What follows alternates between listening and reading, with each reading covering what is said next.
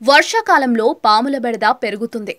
ఈ సమయంలో పాములు, కప్పలు తరచుగా ఇళ్ల చుట్టుపక్కల కనిపిస్తూ ప్రజల్ని భయభ్రాంతులకు గురిచేస్తూ ఉంటాయి. వర్షాలు, వరదల కారణంగా పాములు తరచుగా ఇళ్లలోకి ప్రవేశిస్తూ ఉంటాయి. అందుకే వర్షాకాలంలో షూస్, బట్టలను మళ్ళీ చెక్ చేసుకోవాలని తరచుగా వింటూ ఉంటాం. వర్షాకాలంలో పాములు తరచుగా ఇళ్ల మూలల్లో, బాత్రూం కాలువలు, బూట్ల లోపల నక్కి కనిపిస్తూ ఉంటాయి. ప్రస్తుతం అలాంటి వీడియో ఒకటి సోషల్ మీడియాలో వైరల్గా మారింది. ఇక్కడ షూ లోపల ముడుచుకుని విషపూరితమైన నాగపాము నక్కి ఉంది.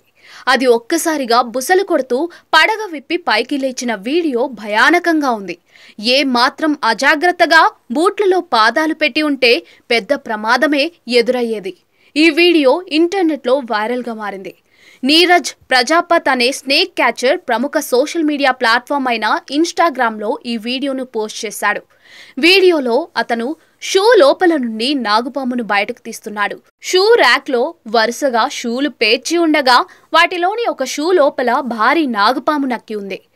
అది గమనించిన ఆ ఇంటి యజమాని స్నేక్ క్యాచర్కు సమాచారం అందించగా అతను పాము పట్టేందుకు ప్రయత్నిస్తూ ఉన్నారు. అతడు షూలో కర్రను చొప్పించిన వెంటనే ఆ పాము కోపంతో పడగ విప్పి పైకి లేచింది. ఈ వీడియో చూసి చాలా మంది షాక్ అవుతున్నారు. వీడియోలో విషసర్పం చాలా భయానకంగా పడగ విప్పి బుసలు కొడుతోంది.